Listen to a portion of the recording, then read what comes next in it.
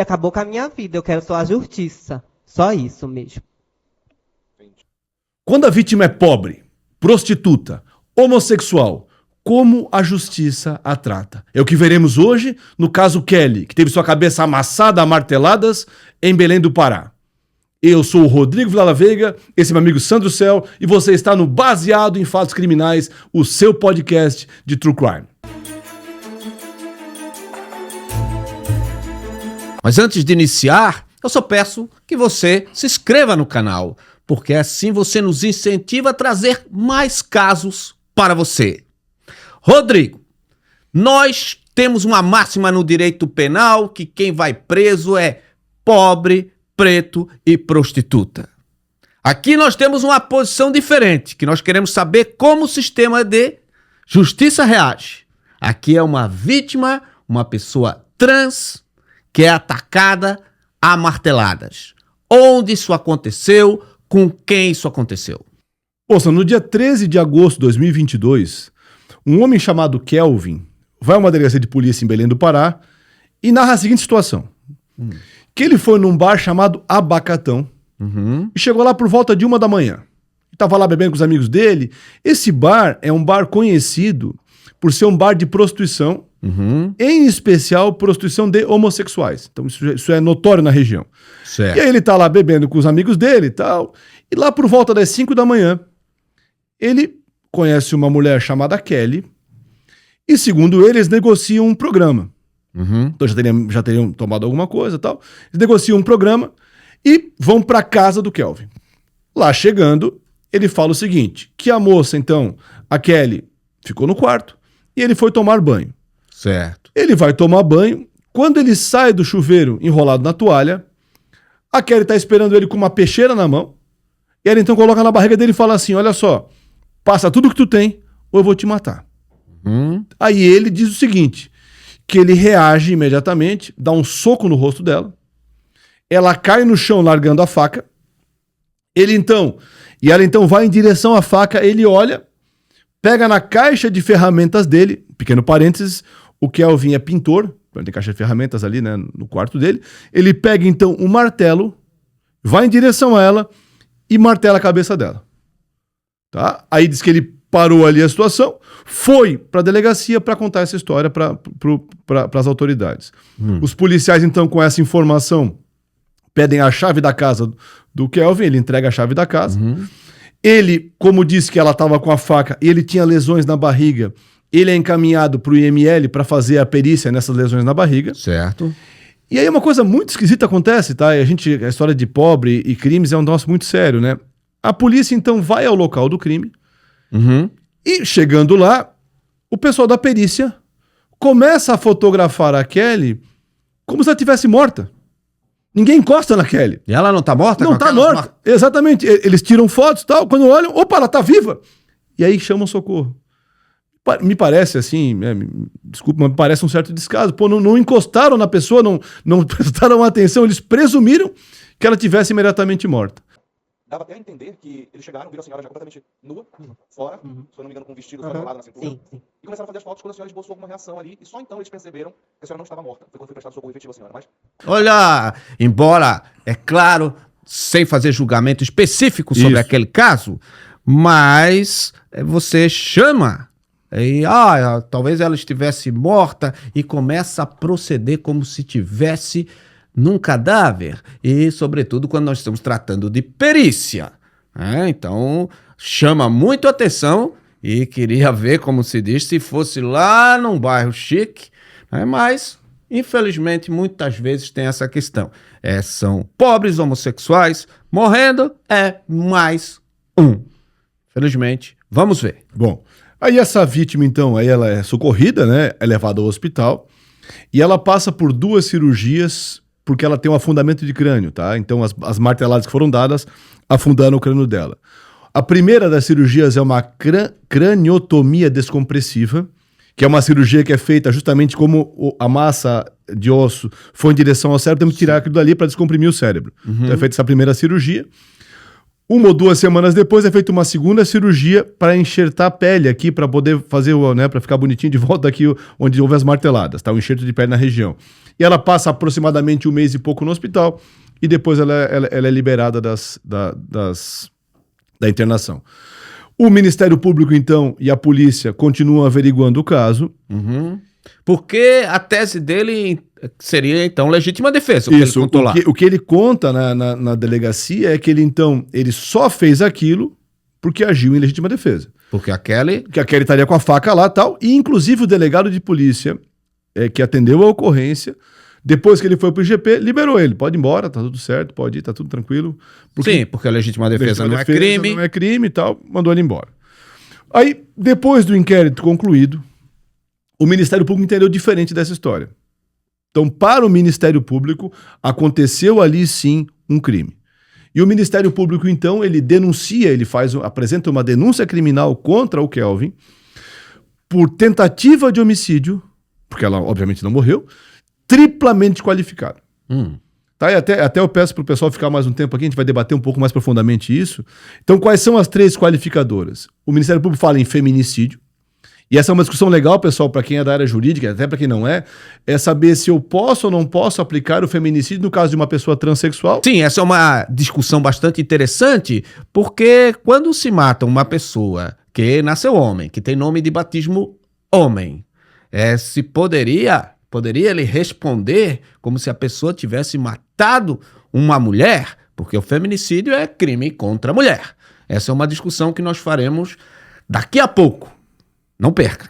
Exatamente. E aí, além do feminicídio, houve a ideia de motivo fútil, também esperaremos depois com mais calma, e ainda o recurso que impossibilitou a defesa da vítima. Então, homicídio tentado, triplamente qualificado. Como eu tenho aí um ato doloso, ou seja, um ato intencional na visão do Ministério Público, ele realmente deu a martelada porque quis dar a martelada, esse caso, então, foi processado com as regras do tribunal do júri. E aí, na primeira fase do tribunal do júri, que é onde só temos o juiz presente, o juiz entendeu efetivamente, depois de ouvir as testemunhas, de ouvir todo mundo, que ali, em tese, sim, ocorreu uma tentativa de homicídio triplamente qualificado e fez o quê? Determinou, então, que Kelvin fosse julgado pelo tribunal do júri. E manda para que se vá o caso para onde? Para o plenário, para os jurados julgarem o caso. E isso é bastante interessante, porque nós estamos ali numa comunidade, né, que é dita lá do norte do país, que seria talvez uma comunidade mais conservadora em termos de estereótipo e preconceito, e quem vai julgar é o povo, não é os juízes. Será que não há numa sociedade, que isso vale para o Brasil inteiro, que é bastante machista e conservadora, vai se levar a sério quando a vítima é uma prostituta e ainda, né, homossexual, transexual? Vamos ver se o júri entende essas mudanças pelo qual o direito passou. Nesse caso, um detalhe que é interessante debater um pouquinho é que o júri é formado predominantemente por mulheres. Será que seria uma vantagem ou uma desvantagem para a vítima Kelly? Olha, em casos em que o júri é formado por 7 pessoas, então nesse caso nós tínhamos mais mulheres que homens. Diferentemente do que muita gente pensa, mulheres tendem a condenar mais do que homens. Em geral, as pessoas dizem, não, a mulher é mais tranquila nisso. Em júri, mulher condena mais. Inclusive, condena mais também quando o acusado é mulher. Nós até acho que temos um caso que nós debatemos isso em profundidade. Temos o caso da Tânia, que cortou o pescoço do marido e ele acabou morrendo. E nesse caso temos várias reviravoltas interessantes de serem vistas. E nós temos um caso em que um júri de homens absolve e um de mulheres condena. Então assistam lá, a gente debate bastante esse tema aí de mulher e homem em tribunal do júri. É bem interessante. Será que é melhor ser julgado por homens ou por mulheres? Assista lá, vou deixar aqui a referência. Isso. E aí, gente, nesse júri, então, do caso da Kelly, várias pessoas são ouvidas, tá? Mas os depoimentos deles são absolutamente, assim, desnecessários para o caso, porque são depoimentos que vão falar tanto da pessoa do Kelvin, quanto da pessoa da Kelly, o que não tem relevância nenhuma para o caso em si. Então, nós vamos trazer só 2 depoimentos que são importantes no caso, que são o depoimento da Kelly E o depoimento do Kelvin, porque é quem estava presente no momento do crime. Então, Sim. é isso que Não tinha mais ninguém presente. ninguém presente. Então a Kelly, a vítima, o que a Kelly disse? Bom, as declarações da Kelly, elas são um pouco assim confusas, e ela justifica, dizendo que ela não está muito bem da cabeça, porque ela levou as pancadas, então ela tem lapsos de memória, ela não lembra de quase nada. Então ela fala assim, e realmente é um depoimento estranho, tá? Até o promotor questiona isso quando vai perguntá-la, né? Ela narra o seguinte, que ela estava lá naquele bar, o Abacatão, e aí ela estava lá, né, já estava cansada, já estava querendo ir embora, queria dormir, e que por volta das 5 da manhã, então ela conhece o tal do Kelvin, e ele oferece para ela uma carona para casa, para ela ir dormir na casa dele. Primeiro ela fala que não quer ir, depois ela fala, tá bom, eu vou então, mas só para dormir. Então ela diz que não teve nada de programa, nada disso, que ela queria só dormir na casa dele. Porque ela estava cansada, estava com sono. Diz que quando ela chegou na casa do Kelvin, ela foi para a cama dormir, ela então abaixou um pouco o vestido para ficar mais confortável, e deitou-se na cama, momento em que o Kelvin então pegou o martelo e martelou ela na cabeça, na cama. Tá? Várias vezes na cama ali, sem ela, né? Ela ficou ali e depois ela foi arrastada para fora, mas ela não lembra que ela estava inconsciente. Quando diz que ela abaixou um pouco o vestido, porque isso vai ser relevante, porque vai se dizer, entre outras coisas, que ele talvez tivesse matado ela, porque pensava que tinha saído com uma mulher e tinha saído com uma trans. Então houve muita discussão. Ela baixou o vestido de forma que ele pudesse ver que ela tinha um pênis, porque ela era uma trans que não passou por uma cirurgia de redesignação do seu sexo, né? Mas era uma trans e, de fato, até a avó dela dizia que as pessoas pensavam que ela era uma menina, ela era uma mulher, né? Ele viu o pênis dela para ter aquela raiva que alguns vão alegar que teria sido esse o motivo? Ela não fala sobre isso, ela inclusive o promotor tenta insistir nesse ponto e ela não fala. O promotor pergunta para ela, né? Mas olha só, o Kelvin narrou na delegacia que houve ali um contrato para um programa no valor de R$70 para ter o programa, e que aí quando chegou lá, a senhora botou a faca na barriga, ele então deu o soco, a martelada. Ela fala, isso não existiu, não teve programa, eu só fui lá dormir. Nunca usei faca na minha vida. Ela fala, eu tenho medo de faca, eu sou uma pessoa muito frágil e não gosto de embates físicos. Então isso não existiu, tá? Então o promotor insiste nesse ponto. Aí ela fala também o seguinte, olha, o Kelvin fez exame de cobertura na barriga, onde mostra que havia lesões na barriga dele. Sim, que né? Se ele tivesse, como se a Kelly tivesse passado a faca nele, como ele mais disse. ou menos isso, mas vamos debater isso aí, né? Aí ele fala assim que por isso que ela teria dado a martelada. Ela fala que não é verdade, que ela não fez isso, que de novo ela fala que ela é muito frágil, que não usa faca, que isso não tem nada a ver. O promotor até fala, olha a senhora, né, como sendo transexual e como existe um trauma não, uma perseguição muito forte, né? É comum que se use uma faca para se defender. Não, eu não gosto disso, eu não faço isso. Então, realmente ela nega isso completamente. Até porque o estereótipo, de fato, de quem trabalha com prostituição, seja homem ou seja mulher, é que são pessoas perigosas. Esse é o imaginário. De um outro ponto de vista, são pessoas que se sentem ameaçadas, então tentam se defender. E o promotor, até de forma cuidadosa, ele diz, olha, há essa versão popular de que prostitutas, homens ou mulheres, carregam gilete, carregam alguma coisa, então não era em princípio um absurdo você estar com uma faca. Mas aí ela alega que ela não tinha faca. E nunca usou faca e tem medo de faca e tem medo de embates físicos porque ela é muito frágil. Então por que um indivíduo iria por cima dela? Ela continua, né? O promotor continua. Ele pergunta, né? Quando a perícia chegou no local, achou que a senhora estava morta e depois de um tempo só que socorreram? Ela fala isso mesmo, que chegando lá, eles só me socorreram depois de um tempão que ela não lembra direito, porque ela estava de novo, né, inconsciente. O promotor também fala que tem uma amiga dela chamada Roberta, que é uma outra transexual que mora ali próximo de onde mora o Kelvin, que disse no depoimento na delegacia que havia um histórico de que o Kelvin era um homem agressivo e que teria inclusive batido no dia dos fatos na atual companheira dele chamada Brenda. A Kelly então fala que não sabe nada disso, porque não conhecia o Kelvin antes, não sabe nem quem ele era, conheceu só naquele momento ali. Certo. Tá? Um outro ponto que o promotor insiste um pouquinho também é a questão que a Roberta, essa amiga, também fala que era costume da Kelly, quando fazia um programa com um homem, combinava um programa, não falar que era trans.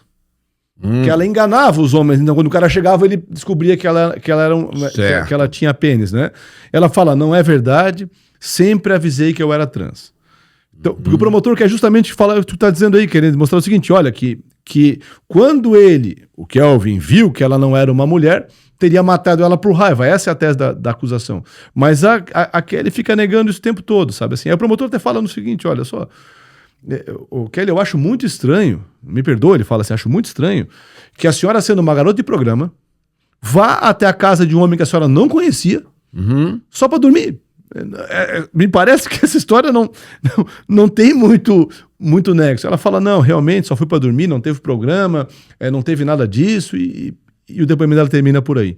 Então, como eu disse, é um depoimento, assim, em relação ao Ministério Público, né? É um depoimento muito estranho. Eu senti uma coisa, Rodrigo. São pessoas muito pobres, muito simples. Muito mesmo. E a justiça é feita com aquela fala palaciana, né, de gente que vem de outro meio, né, e que às vezes todo mundo no nosso meio se esforça muito ainda para tornar as coisas mais complicadas. Então você via que era uma pessoa tão simples, assim como as testemunhas, que ela, basicamente, ela não via tanto sentido em contar uma história que para ela estava óbvia, que a cabeça dela foi afundada. Tanto é que ela só dizia, ele acabou com a minha vida, eu quero justiça. Exatamente isso. Porque esse é o que uma pessoa comum vai buscar. Mas o direito precisa, né, desses detalhes para definir. Será que ele só queria lesionar ela? Será que era verdade que ela veio com uma faca para cima dele? Ou será que ele sabia que ela era transexual? Ou, de fato, ele levou uma mulher para um programa e lá descobre que ela o enganou? Que é motivo, claro, para o sujeito ficar bravo, né? Como você disse, tinha um contrato inicial, é um motivo para o sujeito ficar bravo, mas o ficar bravo é cancelar o programa, é não querer pagar o programa, não é você, quanto mais, afundar a cabeça de um ser humano. Isso está dizendo, até tem sentido, Sandro, porque ela inclusive, é perguntada assim, quanto tempo tu ficou na UTI? Ela fala, acho que 1 ano e meio, 1 ano. Assim, realmente ela não entende o que está sendo perguntado. Sim. Tu vê que ela é uma pessoa muito simples mesmo. Assim. Tu vê que ela não consegue nem descrever muito as coisas. Ela repete o tempo todo assim, não, ele bateu na minha cabeça, afundou minha cabeça, ela com a minha vida. O depoimento que a gente vê que ela é bastante... isso aí, bastante atrapalhada, né? Muitas coisas ela disse que é por causa justamente da batida na cabeça. Mas, por exemplo, do vestido, que é uma questão para nós relevante, que é por quê? Porque o Ministério Público está dizendo que foi quando descobriu que era transexual. Então, provavelmente descobriu quando viu ela nua. Num primeiro momento, ela diz que só baixou o vestido um pouco para ficar confortável a parte de cima. Num outro momento, ela concorda que, como era um vestido, ela tirou tudo, né? Então, há essas coisas. E quando a perícia chega, ela tá desmaiada lá, com o vestido expondo os seios e o pênis. Tá? O vestido tá no meio, assim, como se fosse um cinto. O vestido tá no meio dela, não tá? Então, assim, e como quem teria arrastado ela para fora da casa teria sido o próprio Kelvin, ali ele teria visto que ela não era, né, efetivamente uma mulher, né? Por que essa discussão para nós é tão importante? Porque uma coisa é ele ter matado ela por causa de uma briga que eles tiveram ali sobre o preço do programa, ou se ia ter programa, não ia ter programa. Outra coisa é ele ter matado por um ódio a pessoas transexuais. Então, por isso que ali o pênis ter aparecido ou não ter aparecido tem relevância para o caso. É uma questão que para nós vai ter relevância. Bom, aí a defesa também pergunta para Kelly, né? Ela pergunta o seguinte, pergunta se ela nunca fez exame de corpo de delito. E ela fala assim, não tenho dinheiro para isso. Temos o seu exame de corpo de delito conosco. Passados esses anos, a senhora nunca foi no IML fazer, não? Não. Tem algum motivo específico para nunca ter ido? Não. Acho que é falta de dinheiro, porque eu não tinha condição de nada, nem minha família, entendeu? Não veja bem, de graça. senhora não teria que pagar por ele. A senhora nunca foi informada da necessidade de fazer esse exame, não? E que ele é gratuito, não? Aí o defensor O que fala... é o exame de corpo de delito? Boa. É um exame que é feito sempre que uma pessoa é vitimada por um crime e esse crime deixa vestígios. Então, por exemplo, como ela levou pancadas na cabeça, ela deveria fazer o quê? Um exame no Instituto Médico Legal para verificar o quê? A extensão das lesões, o formato que elas tiveram, se havia risco de morte ou não. Todas essas coisas são respondidas por esse exame. Tá? E a lei diz, isso é uma alegação defensiva que a gente vai ver depois, que o defensor vai insistir muito nisso, lá no artigo 158 do Código de Processo Penal, toda vez que um crime deixa vestígios, esse exame é imprescindível, ou seja, não pode ter condenação sem esse exame. Tá, mas é a pessoa que tem que dizer eu vou lá ou é a autoridade que tem que mandar ele ir? Ótima questão. A autoridade dá uma guia para a pessoa ir lá fazer esse exame. E segundo o que está no processo, no final da primeira fase, naquela audiência da primeira fase do júri, em que o juiz pronunciou... Ela já estava de alta. De alta, tal. Ela também foi intimada pelo juiz para comparecer ao Instituto Médico Legal e fazer a perícia. Tá? Mandaram ela ir lá com o prontuário médico que foi juntado ao processo. E ela não foi também, então ela não vai. Tá? Ela realmente não vai. E aí ele pergunta também, né, se ela falou que ela era uma mulher trans o tempo todo. Ela fala que sim, que sempre disse que era mulher trans e não que era mulher, sim, que era mulher trans. E disse ainda que o Kelvin no bar parecia estar embriagado, assim, parecia estar meio drogado, parecia estar assim meio esquisito, tá? Aí o promotor repergunta. Promotor, o que é esquisito assim? O promotor pede, não, precisa perguntar de novo. Sim, quando já tinha acabado, o espaço dele. O espaço dele, o juiz defere. E aí ele fala o seguinte, quando a senhora Kelly depôs na delegacia, na época do inquérito policial, lá, a senhora falou que ele pediu para que a senhora tirasse a roupa. E quando ele viu que a senhora não era uma mulher biológica, sim uma mulher trans, né, com pênis, ele teria então batido na senhora com um martelo. E ela fala que isso não é verdade, que ela estava muito confusa na época, e que agora ela recuperou a memória, e a verdade é o que ela contou, que ela estava deitada na cama e foi agredida na cama. Sem que o pênis aparecesse. Sem que o pênis aparecesse, tá? Bom, e aí, o outro depoimento que a gente vai ressaltar aqui também é o do Kelvin, né? Ou seja, do réu desse caso aí. O Kelvin então narra, né? Ele narra que combinou um programa com ela, achando que ela era mulher, e ele fala assim que achava que ela era mulher porque ela era muito atraente, muito bonita, né? E realmente não parecia, né, que não fosse uma mulher biológica. E aí ele fala exatamente o que ele contou na delegacia, que ele vai, leva ela do Abacatão para casa, lá por torno de 5 da manhã, que ele vai tomar banho. Quando sai do banho, ela tá com a faca ali, né, na barriga dele, pede o dinheiro, ele dá um soco na cabeça dela, né, no rosto dela, ela cai, vai buscar lá a faca, ele pega o martelo, martela a cabeça dela e vai na polícia lá contar a história do que teria acontecido. Então ele diz o seguinte, olha, eu não queria matar, eu queria apenas me defender dessa agressão que ela fez com a faca, dei as marteladas porque ela estava indo atrás da faca no chão, e aí quando terminou eu fui imediatamente para a polícia, não fugi, fui na polícia. Sim. Eu fui contar, ninguém chamou a polícia, ninguém desconfiou, eu fui lá contar. Então, vamos ver como é que isso é ponderado, porque em geral, quando o sujeito foge, ele diz, se não fez nada de errado, por que fugiu? Nesse caso, nós temos um sujeito que ele que comunica o fato. Sim. Não se livra do corpo. Exatamente, ele comunica o fato e ainda a defesa depois vai falar isso aí, que ele comunica o fato e pede que a vítima seja socorrida. Então, ela só estaria viva porque ele realmente pediu que ela fizesse alguma coisa. Ele também fala, então, que foi levado ao IML para fazer aquele exame de corpo de delito e fala que só tomou conhecimento que ela não era uma mulher biológica, sim uma mulher trans, quando estava indo com os policiais para lá, que eles falaram para ele. Olha, a mulher lá não é tal. Aí ele ficou sabendo que ele não sabia antes. Não sabia absolutamente nada antes disso. Só soube na polícia lá efetivamente. Que não teve nenhuma ligação o fato com ela ser trans ou não ser trans. Teve porque ela estava com a faca. Então ele diz basicamente o quê? Que ele agiu em legítima defesa. Basicamente é isso que ele faz. Essa é a alegação que ele faz. Tá? E aí é perguntado pelo promotor, é perguntado pela defesa e se mantém essa alegação até o final. Bom, aí então terminam as partes, né, da produção de provas em plenário. O juiz então passa a palavra para o Ministério Público iniciar os debates. Ou seja, para que ele fale, para que ele explique aos jurados, convença os jurados de que Kelvin tem que ser condenado. Essa é a ideia. E o Ministério Público tem 1h30 para fazer essa alegação. E nesse caso, ele usa pouquíssimo tempo. o Ministério Público usa aproximadamente 30 minutos só para contar o caso, o que não é muito usual, assim.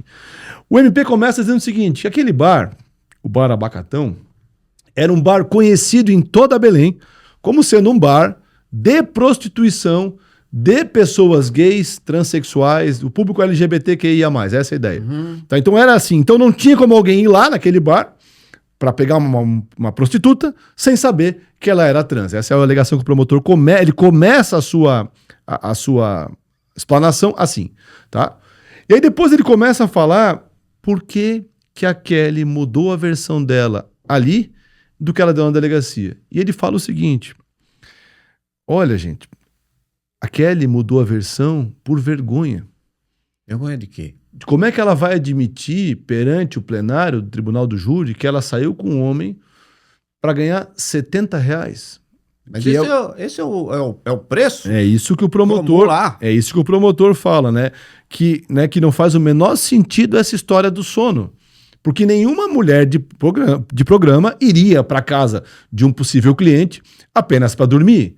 Então que é evidente que ela tinha ajustado com ele um programa e estava com vergonha de admitir aquilo, porque estava a avó na plateia, estava não sei o quê. Então ele sustenta uma ideia de que ela só mudou os fatos porque ela tinha vergonha dessa situação toda. Aí o promotor fala o seguinte, não podemos considerar essa história da legítima defesa. Ok. Primeiro ponto, ele fala o seguinte, Kelvin apresentava lesões. Apresentava. Aonde? Na barriga. Então ele tinha lesões. Só que essas lesões não são lesões causadas por faca. São as chamadas escoriações lineares. Ele cai no chão e raspa o joelho, fica aquele raspado no joelho, isso é uma escoriação linear. É um raspado, algo feito por atrito e não com lâmina. Então não corresponde aquilo com uma faca. Não tem encostado a faca. Exatamente. Como ele diz. Se fosse faca, faria um corte, faria uma perfuração, pérfuro cortante, seria uma coisa assim, ou seja, um furo ou um talho. O promotor fala o seguinte, essa lesão no abdômen de atrito pode ser causada por quê? Porque ele tentou reagir a esse espancamento e de alguma forma ali deu uma arranhada nele. É isso. Tá? Então não há que se falar. E mais, não existia, segundo o promotor, nenhuma lesão no rosto da Kelly. Então essa história de que ela levou um soco primeiro, depois caiu e levou marteladas, não fecha com a realidade, porque ela não teria lesões na face, apenas aonde? Na região occipital, ou seja, na região da nuca. Certo. Ou seja, como é que eu vou falar em legítima defesa recebendo pancadas pelas costas? Sim. Então, o promotor, ele fica nessa história, diz que não tem como, né? Não tem como essa história. E mais, ele diz que o próprio acusado, diz ao delegado, eu dei 3 pancadas na cabeça dela, e ele só saiu de lá porque ele achava que ela estava morta. Então o promotor diz que, na verdade, não é que ele parou de bater e poderia continuar batendo mais, como ele sustenta no interrogatório dele. O promotor fala o seguinte, ele parou de bater porque achava que ela estava morta. Okay. E ela parecia tão morta, disse o promotor, que até a perícia, quando chegou, também achou que ela estava morta. Tá? E aí a gente vai falar um pouquinho sobre isso depois, tem uma relevância importante aí depois, tá? Também fala o promotor que os policiais que atenderam a ocorrência, né, os policiais que ouviram ele ali, que levaram ele pro GP, fizeram um relatório depois da ocorrência, e disseram que ele disse assim, ó, um traveco tentou me assaltar e eu matei. Tá. Então que ele teria admitido aos policiais, teria matado efetivamente, então que ele achava que teria realmente matado ela. Ok. E aí o promotor parte por uma coisa que não é muito condizente com o caso em si, que é falar do passado dele. Então ele fala que o Kelvin tem vários processos por agressão, que ele é um homem violento, que ele é um macho tóxico, ele fala dessas expressões, sabe assim, que ele é um homem muito violento, que ele é um homem que tem ódio de mulheres e que não pode passar isso em branco, e que ele só foi na delegacia justamente para criar um álibi, porque ele sabia que o que ele tinha feito era errado. Claro, essa questão, quando se está julgando alguém, a discussão é se está julgando quem a pessoa é ou o que a pessoa fez. O fato dele ser um agressor em outro momento não quer dizer necessariamente que nesse caso ele não está falando a verdade, que foi legítima defesa, né? Mas há aquela ideia na cabeça da gente que já era um sujeito predisposto, em princípio, à violência. Mas, do ponto de vista técnico, eu não posso julgar uma pessoa pelo que ela é. Senão é aquela mesma coisa que se falava, a mulher disse que foi estuprada. Mas olha só como é que são as fotos dela, olha que ela faz programa. É a mesma coisa, não se está discutindo o que a pessoa faz em outros contextos, mas ali. Agora, sem dúvida que isso influencia bastante os jurados e os juízes, etc., é saber que nós tínhamos um sujeito que tinha história de violência contra mulheres. E aí a defesa também tem 1h30 para falar, ela usa um pouquinho mais de meia hora, a defesa é um pouquinho mais longa, e ela começa de trás para frente, ela começa então atacando o que o promotor fala no final, ela fala o seguinte, a defesa fala o seguinte, não existe nenhum processo criminal que envolva o réu como agressor de mulheres. Existe apenas, segundo a defesa fala, e o defensor ainda fala para o promotor assim, me corrija se eu estiver errado. E o promotor não apresenta nenhum processo que envolveria ele, tá? Ele fala o seguinte, existe apenas um procedimento em que haveria um pedido de medida protetiva que ainda está sendo averiguado. Então não há processo, haveria apenas isso. Tá. E aí ele fala o que o Sandro falou agora, ninguém é julgado pelo seu passado, mas sim pelo fato que cometeu.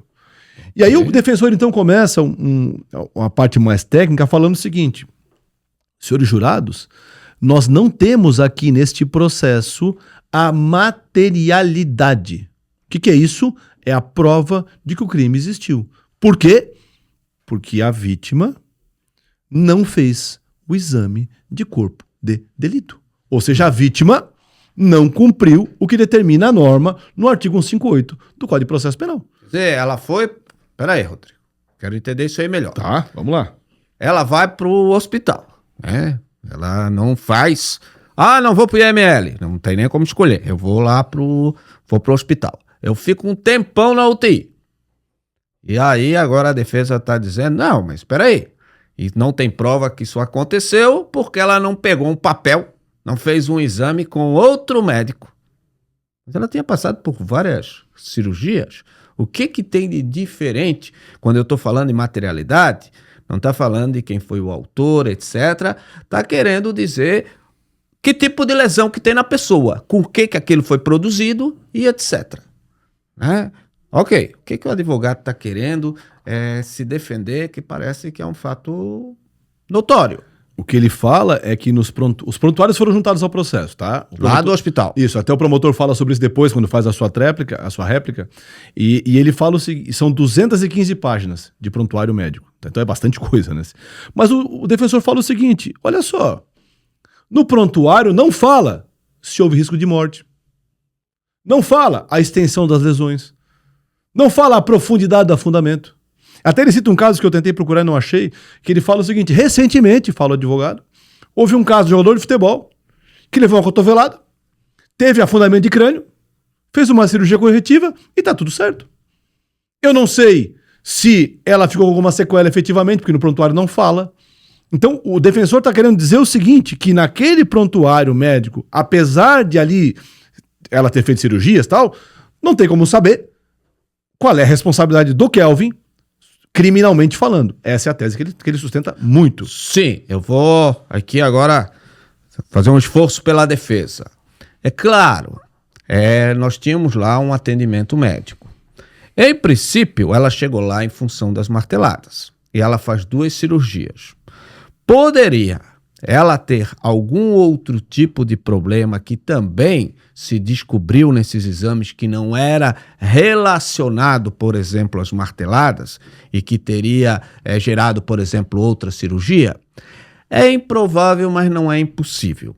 Então, o exame de corpo de delito ajudaria a resolver, né? Foi no mesmo momento, todas essas cirurgias foram decorrentes das marteladas? Isso é um detalhe que é importante. Mas quem que falhou aí de não ter esse exame de corpo de delito? Será que foi mesmo aquela? Isso não é um crime de ação pública? Parece que foi o delegado de polícia no primeiro momento. E no segundo momento, na parte judicial, como eu disse, né? O juiz pediu a ela, e isso está despachado na decisão da primeira fase do júri, que ela vai então ao IML, com o prontuário, ela recebe o prontuário em mãos para levar lá e ela não vai. Então há um momento na polícia que ela não vai, talvez por falha da polícia, num segundo momento ela não vai porque ela não quis ir, efetivamente não quis ir. Tá? Não sei também o que poderiam se fazer depois de 1 ano e pouco do fato, não sei se teriam o que fazer de perícia a mais. Veja, é aquela questão, né? Quando temos um famoso, nós temos um exame daqui, outra perícia dali, e vem tudo quanto é carro, vem helicóptero. Aqui a pessoa, ela pensava ainda que ela tinha que pagar e ela não tinha dinheiro para fazer esse exame. Só nós estávamos aqui justamente tratando de uma pessoa pobre, uma pessoa muito simples. Aquela é uma pessoa muito, muito simples, inclusive na forma como raciocina. E o direito tem essas complicações de como trata pessoas pobres. Porque quando nós vimos um crime de pessoa rica, é perícia daqui, é perícia de lá. Aí nós temos uma pessoa pobre que não sabe sequer se tem que pagar ou não tem que pagar no IML. Dizem que ela deve ir, que ela tem que ir. Ela disse, eu não tenho dinheiro para ir, para que eu vou? Porque do ponto de vista de uma pessoa comum, de uma pessoa simples, para que eu vou lá? Para provar que bateram na tua cabeça. Ela disse, mas eu fiquei 1 mês no hospital, fiz 2 cirurgias. Que bobagem é essa? Então, quem falhou, não tenho dúvida, que foi o Estado. E se era tão necessário assim, por que não requereram que ela fosse obrigada então a ir? Então deixaram isso passar e é uma questão que agora de fato atrapalha, mas volta àquela questão. É uma porção de gente formada, uma porção de gente igual a nós, de terno, gravata, estudada, querendo que pessoas simples entendam o procedimento. Não, calma. Ela é vítima. Ainda a vítima tem que ser obrigado a suprir as deficiências do Estado, que faça igual quando faz com os ricos, bota um carro lá e leva ela. É verdade. E aí o defensor ainda continua, Sandro, daí ele muda um pouquinho a narrativa depois dessa parte da materialidade, e ele fala o seguinte, né? Gente, senhores jurados, o réu foi voluntariamente à delegacia, sozinho. Ele não chamou um advogado primeiro, nada. Ele foi sozinho para a delegacia. E na delegacia, quando ele falou pro delegado sobre o fato, ele não falou que ela estava morta. Ele falou que aconteceu o fato, ele conta aquela história da barriga, tal, da facada, aquela coisa toda lá, e fala assim, tem uma pessoa ferida na minha casa. Ele falou uma pessoa ou falou um traveco? Diz o advogado que no depoimento que ele deu, oficial, para o delegado, ele fala pessoa ferida. Tá. E ele entrega a chave da casa para que eles possam ir lá. Ok. Tá? Então, o traveco teria vindo, segundo o promotor, de um relatório de ocorrência policial dos policiais que levaram ele até o IML. Tá, informal, então. O famoso depoimento informal, né? O famoso depoimento informal. Né? Então, ele fala, e aí o defensor fala o seguinte, olha, por que nós temos que acreditar na Kelly se ela está mentindo aqui? Porque ela fala uma coisa da delegacia e fala outra coisa aqui. Já o Kelvin manteve a sua versão desde o momento em que ele vai voluntariamente até a delegacia e conta os fatos. Uhum. E aí o delegado fala, o advogado fala ainda que no prontuário existe lesão na face. O que faria sentido com essa história do soco, derrubar no chão, teria sentido que... E aí o exame de corpo de delito. Que ele fez. E se ela tivesse feito, talvez desse essa questão toda, né? E aí ele fala, por que nós temos que acreditar só nela? Acreditemos também nele. Ela está aqui mentindo. E ele é bem incisivo nesse ponto. Porque se ela está de costa, Rodrigo, veja, primeiro depois nós podemos discutir, existe legítima defesa contra alguém que está de costa? É bem difícil, mas existe. Por exemplo, a pessoa vai ali pegar o revólver armado para atirar na outra pessoa. A pessoa, antes que ele pegue o revólver, faz isso. Ok. Agora, aquelas lesões na barriga, pelo que eu entendi, se diz que talvez tivesse sido as unhas da Kelly. Como é que a Kelly ia passar as unhas na barriga se a Kelly foi atacada de costa? Ela não estava de costas, levando martelada? A martelada foi de Se costas. são só nas costas. Só na O cabeça. promotor nega que houve o soco. Isso. E que ela em nenhum momento estava de frente para ele. Então, como é que arranhou a barriga? Olha, isso aqui é principalmente porque ele estava assim. Então, vejam, as pessoas... Tanto é que o juiz, ele não compromissa, né? Ali ele deixa claro. É não compromissar, é não dizer que vai levar, que não considera que pode ser que a pessoa minta. Porque a vítima quer que o outro seja condenado, o acusado não quer ser condenado. Então já é esperado que haja alguns exageros, né? A história da Kelly é extremamente incoerente. Incoerente, claro, voltamos a dizer, ela não é treinada, educada para fazer uma narração dos fatos. Ela narra mais o que ela sente, destruiu a minha vida. Então, mas tem muitas coisas ali que, tirou o vestido, não tirou o vestido, estava pelado, não estava pelada, era programa, não era programa, é muita coisa confusa.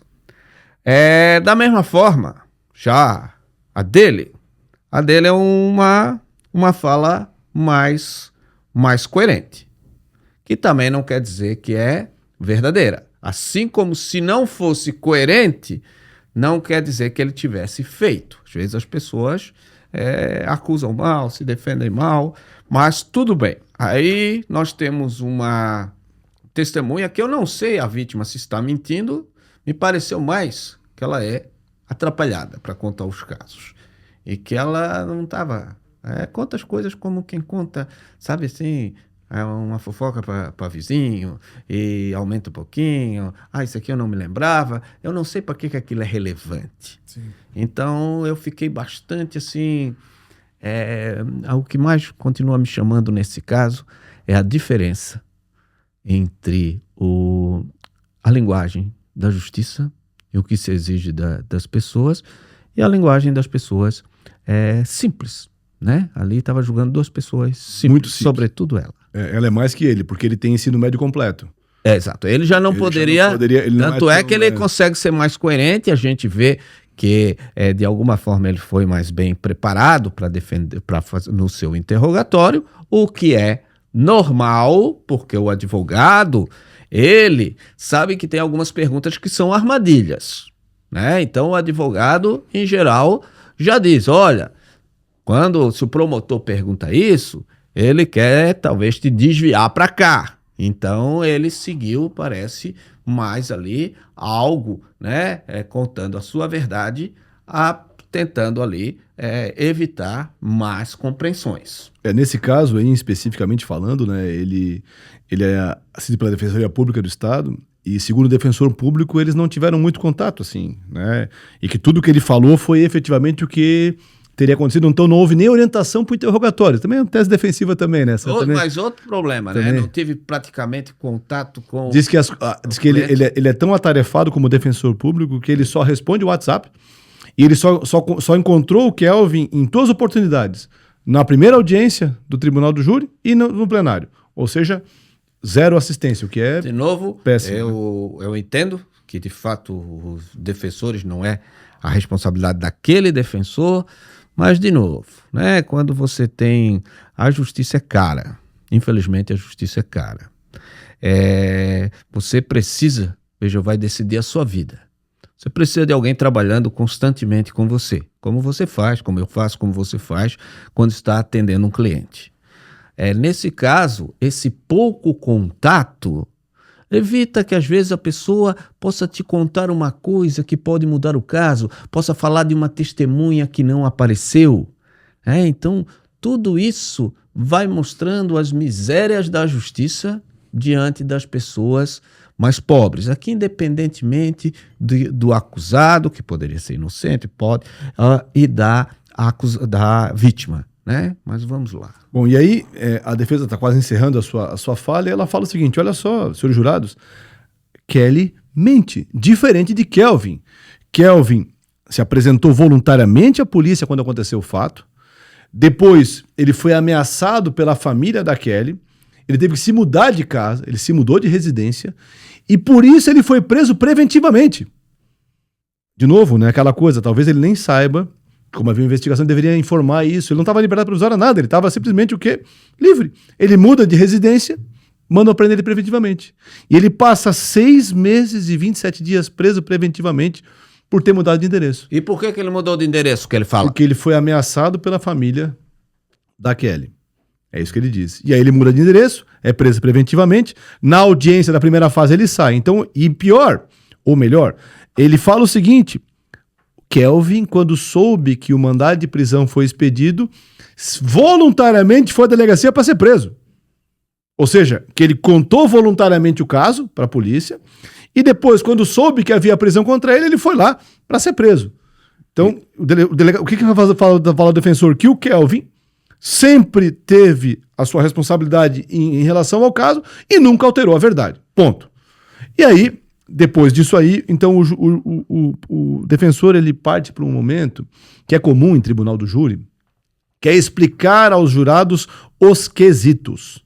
O que é isso, gente? Quesitos são perguntas feitas aos jurados, que eles vão responder apenas sim ou não por escrito, para saber se vamos, basicamente, condenar ou absolver o sujeito. Então, o promotor passa, então, a justamente explicar esses quesitos.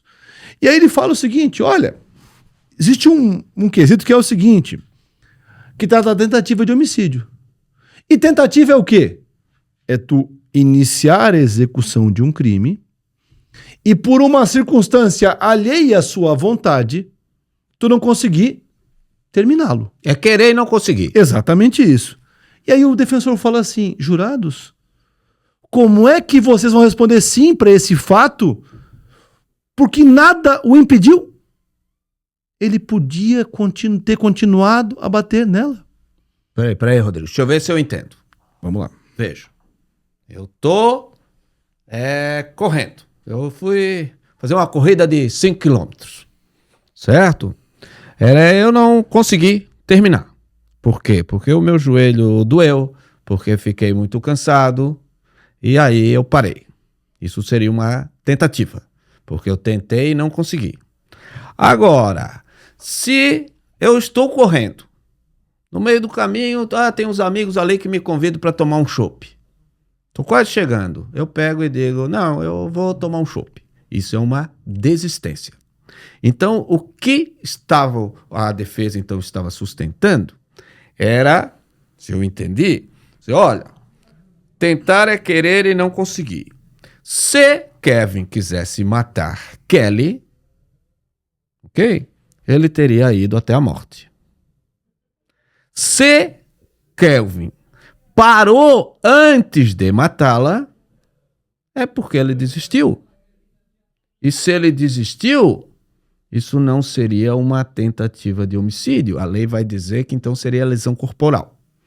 Exatamente isso que a defesa tenta fazer. Tá? Então ele tenta botar nos jurados essa ideia de que não houve tentativa e sim, ele desistiu.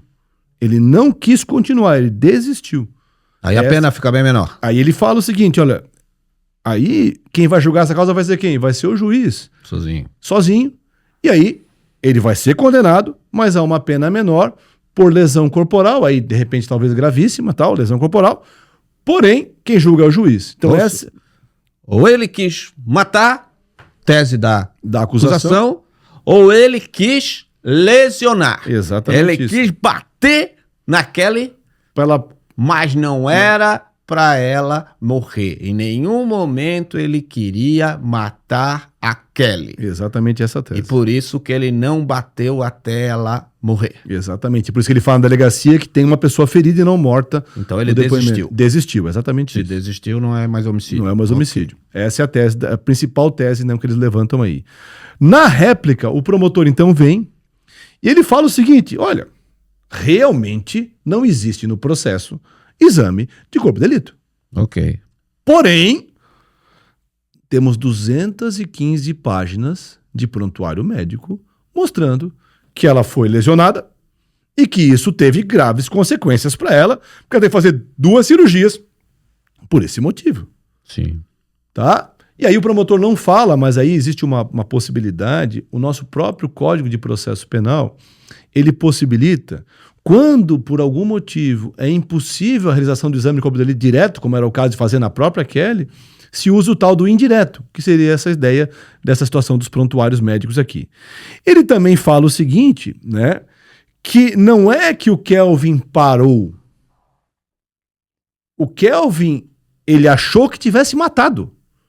Então, é o que diz aqui na nossa ilha aqui, deu pra matar ele, deu pra matar, bateu, achou que tivesse matado. Sim. E aí ele vai embora, não porque ele quis desistir, mas porque ele acreditava que ela tinha morrido, porque ele arrasta ela pra fora de casa, ela não tem nenhuma reação, tá morta. E por isso que ele vai embora, e aí o promotor pede de novo. Ele não conseguiu matar, mas ele queria matar. Exatamente isso. E o promotor pede de novo, então, a condenação dele por todos os crimes. Aí, de novo, né, o advogado, então, vem novamente para a tréplica para terminar a sua exposição e ele insiste de novo nessa história, né? Que ele nunca disse que ela estava morta e sim que ela estava ferida. Né? Que temos que acreditar na palavra dele e não dos policiais, porque houve um depoimento formal em que ele falou ferida.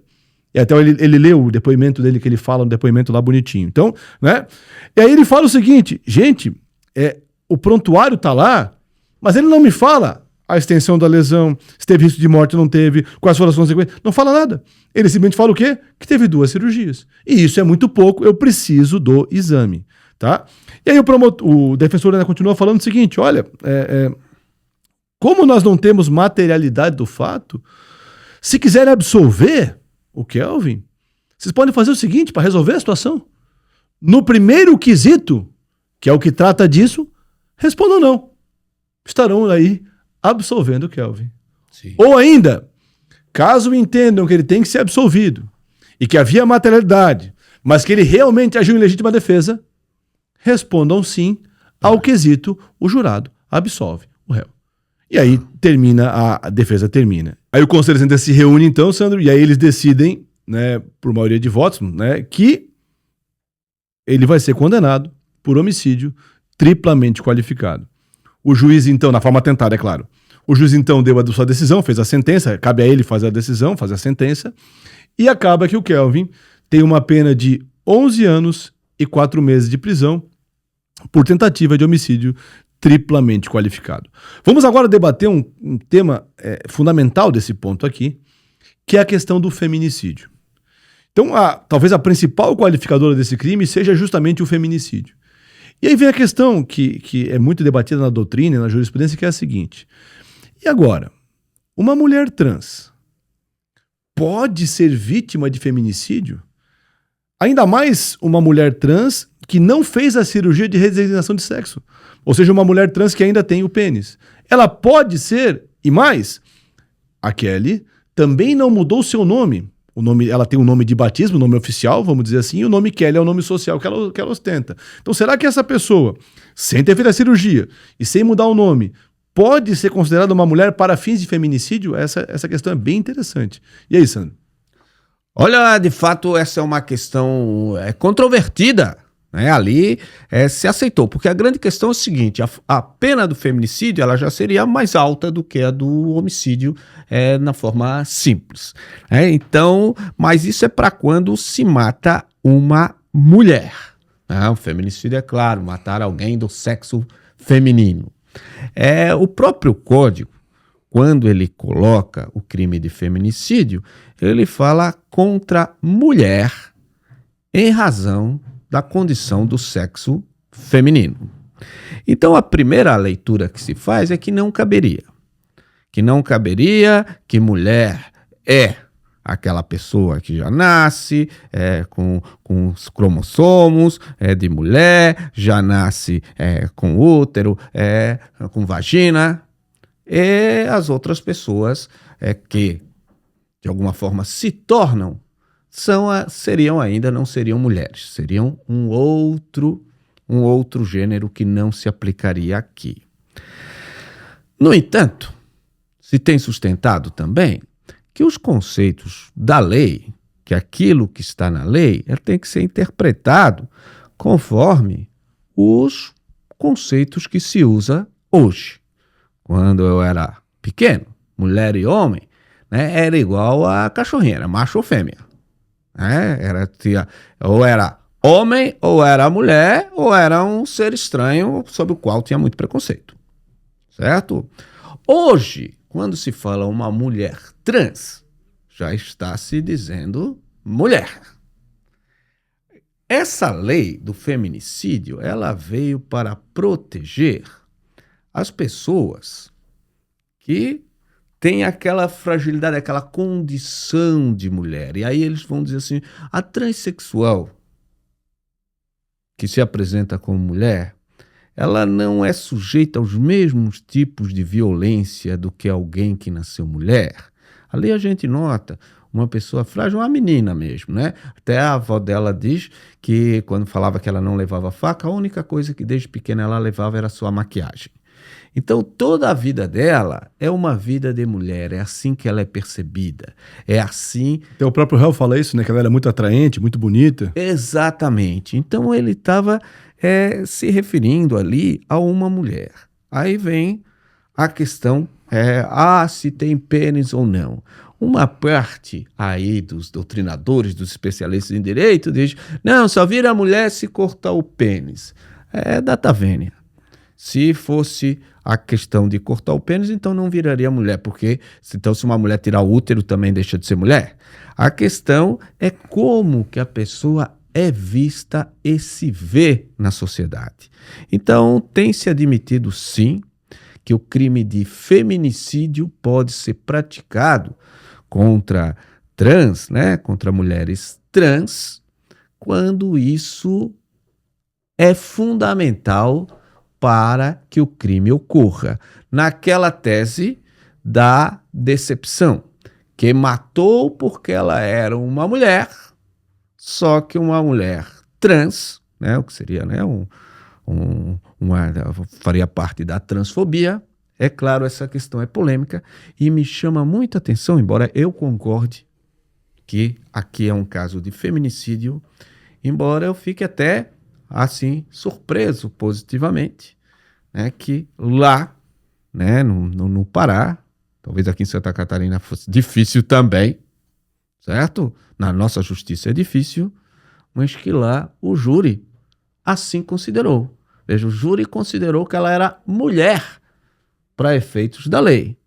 Até extremamente respeitoso, embora muitas pessoas discordem, o jeito como o juiz, o promotor e o advogado trataram ela. Verdade. Embora o nome dela de batismo seja Valdecir. Eles a chamaram de Kelly. O tempo todo, inclusive o tempo todo, não houve nenhuma referência ao nome. De Kelly, porque antigamente se dizia que esse nome era o nome de guerra, né? Como o nome, assim, que não fazia parte da personalidade da pessoa. Mas tu olha ali para aquele ser, hoje, aquele ser humano, tu não vê um Valdecir. Tu vê, de fato, uma Kelly, como ela se apresenta. E como não é questão minha ou de outra pessoa dizer como é que uma pessoa deve se chamar, né? Porque o nome faz parte Da personalidade da pessoa, é um direito da personalidade, ela ser uma mulher. Veja, não é uma pessoa, como às vezes se ironizar, se eu boto uma peruca, então eu viro uma mulher. Não. Ela tinha uma vida consistente de mulher. Tanto é que o próprio réu diz que pensava que ela era uma mulher, né? Todo mundo pensa que ela é uma mulher. E ela tem os ataques de violência que são típicos de uma mulher. Não era um homem, no sentido, ele até se coloca como uma pessoa muito frágil. Então eu acho que o feminicídio ali foi bem aplicado, o que significa que ele tentou matar uma mulher.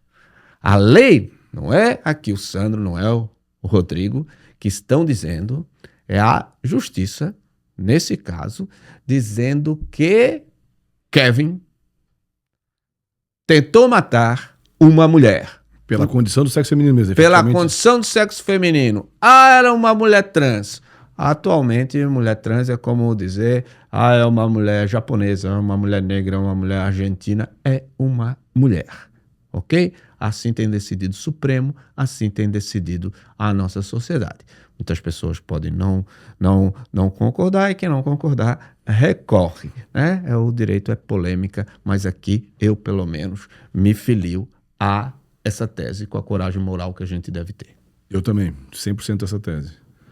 Bom, além do feminicídio, Sandro ainda teve a condenação pelo motivo fútil, que é aquele motivo desproporcional, aquele motivo que não tem relação entre a provocação da vítima e o ato praticado, aquele motivo fútil. Por exemplo, matei porque o cara me olhou feio, matei porque chamou de feio, esse tipo de coisa é motivo fútil. E ainda, recurso que impossibilitou a defesa da vítima, que é a pancada pelas costas, né? Essa é a ideia. Então foram triplamente qualificados. Até no motivo fútil, aí tem aquele problema. Porque se ele matou porque ela era trans, esse já foi o motivo. Exatamente. Aí, mas isso é motivo fútil. Veja, para matar, praticamente todo motivo é fútil. Mas quando eu já tenho um outro motivo principal, eu estou dizendo que ele matou ela porque ela era mulher trans. Esse foi o motivo. Eu não posso dizer, tem esse motivo, mas esse motivo porque a lei não autoriza. Mas... Sandro, aí, então, o juiz condenou, então, né, com base no que os juízes responderam, condenou ele fazendo a dosimetria da pena em 11 anos e 4 meses de prisão, em regime inicialmente fechado. Aí, dosimetria, para bem simplificar, é quando o juiz adequa ali o que diz a lei diz que é de 12 a 30 anos o crime que ele fez, e aí vai diminuir de 1 a 2/3 porque é tentativa, e se leva em consideração outras questões. Por exemplo, ali já tinha o motivo do crime, mas quais foram as consequências? Se o crime teve maiores consequências ou menores consequências, em que contexto que ele foi feito, se o sujeito planejou, não planejou, e também atenuante, se o sujeito confessou, não confessou. Então, com base nisso tudo, o juiz reconheceu a confissão, né? Com base nisso tudo, o juiz chega a uma pena de 11 meses, 11 anos e 4 meses. A dosimetria, nós não queremos entrar aqui nos pormenores, mas ficou bastante fora da técnica. Em resumo, Rodrigo, eu não consigo entender, do ponto de vista técnico, como ele chegou exatamente a esses 11 anos e 4 meses, porque o número não pode ser mágico, né? Então, tudo que eu acrescento de pena ou vou diminuir, eu tenho que dizer exatamente tem que justificar sempre de onde que eu tirei, para outra pessoa até poder questionar. Nesse caso ficou muito genérico, esse não é um problema só dessa sentença, essa sentença é bastante complicada. Mas o principal aqui é que ele é condenado a 11 anos e 4 meses e vai para casa. Ele não vai preso, professor Rodrigo. Além disso, Sandro, antes disso ainda, como ele tinha ficado preso um tempo dentro do processo, o juiz que dá a decisão faz uma operação chamada detração. O que é isso? É descontar o tempo que ele ficou preso durante o processo, por esse caso, da pena que ele vai cumprir. E nesse caso, como ele ficou preso um tempo, o que o juiz fez então? Diminuiu o tempo de prisão processual do tempo de pena. Então a pena final dele ficou em 10 anos, 11 meses e 20 dias de reclusão. Então, a diferença entre um e outro é que ele já tinha ficado preso. Já tinha ficado preso em prisão preventiva por ter mudado de endereço que eu comentei com vocês anteriormente ali. E aí, o juiz disse a ele, então, que ele pode recorrer do processo em liberdade. E por que ele fez isso? Porque no direito brasileiro, esta é a regra. As pessoas só vão presas quando transitam em julgado ou procedimento criminal, ou seja, quando não cabe mais recursos. Salvo nas hipóteses em que o sujeito é perigoso, o sujeito vai de alguma forma pode fugir, está atrapalhando algum tipo de coleta de provas, aí eu posso fazer o quê? Prendê-lo preventivamente. Mas a regra é o quê? Se o sujeito está solto, que ele assim o permaneça. É porque aquela história, ninguém é considerado culpado até o trânsito em julgado. Quando a gente fala trânsito em julgado, a gente está falando daquela decisão que esgotou os recursos, esgotaram. Então você já disse, olha, o júri errou, eu quero ser julgado novamente, ou a pena não era essa, eu já me debati em tudo que o direito permite. E a decisão disse, é isso mesmo, você está condenado, a partir desse momento, sem choro nem vela, eu sou criminoso. Vai cumprir pena daí, não tem jeito.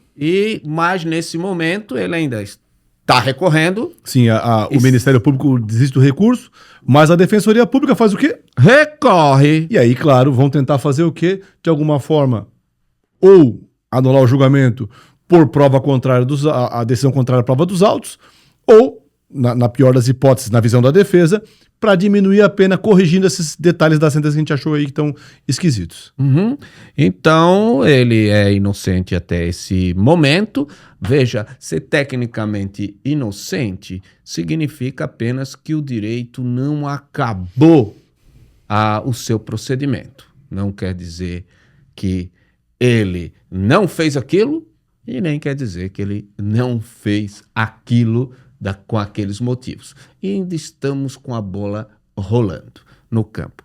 Então, essa questão é mais ou menos isso, professor Rodrigo. Eu acho que esse é um caso bastante interessante e nós temos que voltar agora àquela pergunta.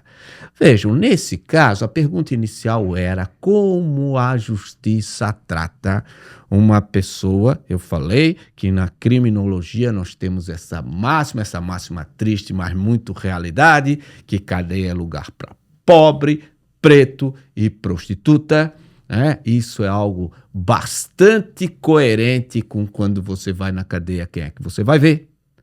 Então, sempre se teve essa preocupação. Veja, o corpo da vítima também, a vítima que está nessas condições, em geral, vale menos. É estranho, coincidência ou não se notou que ela estava morta, começa a se fotografar um corpo que precisava de socorro. Não dá para esquecer isso. Então tem esse problema. Tem o problema também de que talvez o resultado tivesse sido diferente porque ela não fez o exame de corpo de delito, porque ela não entendeu. E quem cabe explicar isso é a justiça. Porque quando a justiça quer que você faça algo, ela pode determinar que você faça. Esse caso, em termos do resultado, é bastante respeitoso, vamos dizer, se foi essa a verdade, com as pessoas trans. Agora, infelizmente, esse é um caso isolado. Esse é um caso que tinha tudo para dar errado.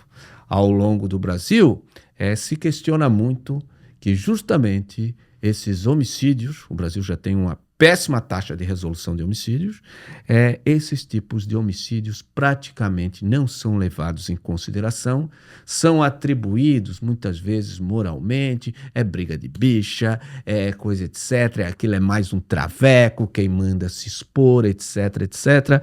Vejam, a pessoa se expõe ali, ou a pessoa se expõe porque quer subir uma montanha, porque quer andar de moto com velocidade, a pessoa corre riscos. Em várias profissões as pessoas correm riscos, né? E de qualquer forma o fato da pessoa correr o risco, ainda que sabendo que tem um risco, não torna a vida dela valendo menos. Ali é um ser humano que tem ali pai, mãe, irmãos, valores iguais a eu e iguais a você. Uma vida é uma vida e não cabe a ninguém humano pelo menos, avaliar quanto que vale uma vida. E então, a resposta deveria ser essa de levar a sério, né, uma pessoa nessas condições também, porque fora dessas condições, ela é uma pessoa como qualquer pessoa em qualquer condição. É a ideia da dignidade. Então, nesse caso, nós ficamos, de um lado, assim, vendo que a justiça fugiu dessa triste regra. Embora o julgamento tenha lá os seus problemas, e é normal que tenha alguns problemas, mas infelizmente é exceção. Esse público ainda é muito mal visto, muito amaldiçoado, e eu sempre penso, o problema são pessoas violentas. O que as pessoas fazem na sua intimidade, com quem que elas dormem, isso não é assunto meu. Esse assunto, uma escolha das pessoas. Assim como eu quero que as minhas escolhas sejam respeitadas, eu tenho que respeitar as escolhas dos outros, desde que elas não sejam condutas que de forma violenta prejudiquem a sua vida, de forma ilegal. Criminosa, né? Ou de forma criminosa. né? Então, nós temos aí esse lado da sociedade e aqui vale a reflexão. Eu sei que muita gente aqui tem posições diferentes e posições diferentes é o que faz a humanidade caminhar, mas só se caminha no diálogo. Só se caminha quando a gente está aberto para ver se de repente a gente está, de fato, com bons argumentos daquilo que a gente está defendendo. Volto a dizer, o meu problema são com pessoas violentas, são com pessoas criminosas, pessoas que fazem a desgraça da vida alheia. Aí seja hétero, seja trans, seja japonês, argentino, paulista de Florianópolis. Esses que são o nosso problema. Agora, com quem que a pessoa dorme é uma questão moral. Ah, mas o meu Deus não concorda com isso. Querido, então é da competência do seu Deus. Então, deixe que ele está vendo. E aí é com ele. Aqui, entre nós, entre o direito, isso não existe. Uma vida é uma vida. E a vida da Kelly é igual à minha vida, é igual à do Rodrigo, é igual à vida de qualquer criatura de Deus. Bom, com isso, então, pessoal, a gente encerra o episódio de hoje e pede a vocês que nos sigam no canal. Isso, pessoal, e comentem ali, inclusive se tiverem divergência, e se gostaram, curtam, para nos incentivar a continuar trazendo esses casos para você. Tchau, pessoal, até semana que vem! Até quarta, gente. Valeu!